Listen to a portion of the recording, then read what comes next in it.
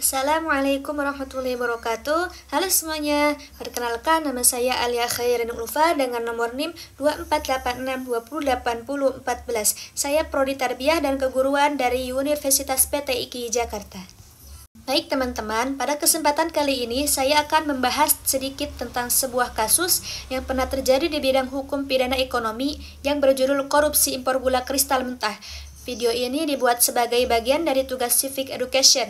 Saya harap informasi yang saya sampaikan dapat bermanfaat dan memberikan pemahaman lebih jelas mengenai topik ini. Selamat menyaksikan! Oke, langsung saja teman-teman. Thomas Trikasih Lembong atau biasa dipanggil Tom Lembong adalah mantan Menteri Perdagangan Indonesia pada periode 2015 hingga 2016. Pada tanggal 29 Oktober 2024, Kejaksaan Agung menetapkannya sebagai tersangka dalam kasus dugaan korupsi terkait izin impor gula kristal mentah atau GKM sebesar 105.000 ton pada bulan Oktober. Impor ini dilakukan meskipun Indonesia mengalami surplus gula pada saat itu, dan izin tersebut diterbitkan tanpa koordinasi dengan instansi terkait serta tanpa rekomendasi dari Kementerian Perindustrian dan Perdagangan. Kejaksaan Agung menilai bahwa tindakan ini merugikan negara sekitar 400 miliar. Tom Lembong membantah tuduhan tersebut. Ia menyatakan bahwa ia hanya menjalankan perintah presiden saat itu dan selalu mengutamakan kepentingan masyarakat dalam setiap kebijakan yang diambil. Pada 26 November 2024, Pengadilan Negara Jakarta Selatan menolak permohonan pra-peradilan yang diajukan oleh Tom Lembong, sehingga statusnya sebagai tersangka tetap berlaku. Kasus ini menarik perhatian publik karena Tom Lembong sebelumnya dikenal sebagai salah satu kritikus pemerintah saat ini, terutama setelah ia menjadi manajer kampanye untuk Anies Baswedan dalam pemilihan presiden Februari 2024. Kasus dugaan korupsi yang menjerat Tom Lembong menjadi isu yang memancing perhatian publik karena beberapa alasan berikut. Alasan yang pertama, status sebagai mantan Menteri Perdagangan. Kedua, nilai kerugian negara yang signifikan. 3. Kritikus pemerintah. 4. Ketidaksesuaian prosedur dalam kebijakan. 5. Dampak pada dunia usaha dan ekonomi. 6. Respon Tom Lembong.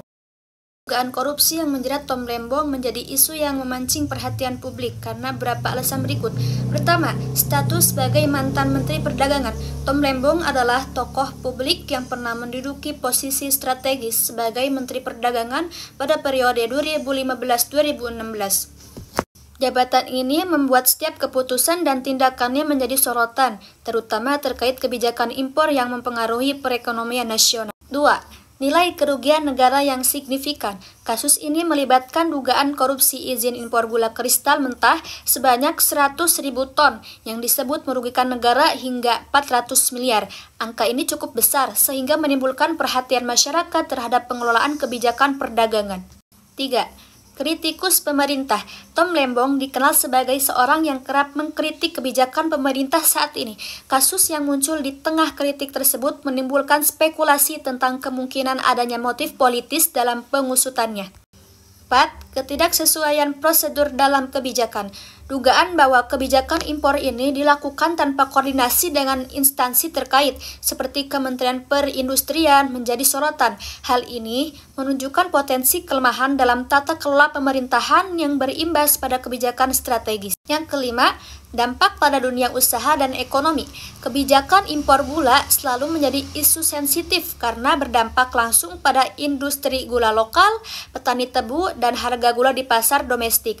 Kasus ini memicu diskusi lebih luas tentang transparansi dan akuntabilitas dalam pengambilan kebijakan perdagangan. Yang keenam, respon Tom Lembong. Pernyataan Tom Lembong yang membantah tuduhan dan menyebut bahwa semua tindakannya dilakukan atas perintah presiden menambah dimensi kompleksitas kasus ini. Hal ini juga menimbulkan pertanyaan tentang bagaimana koordinasi dalam pemerintah saat itu.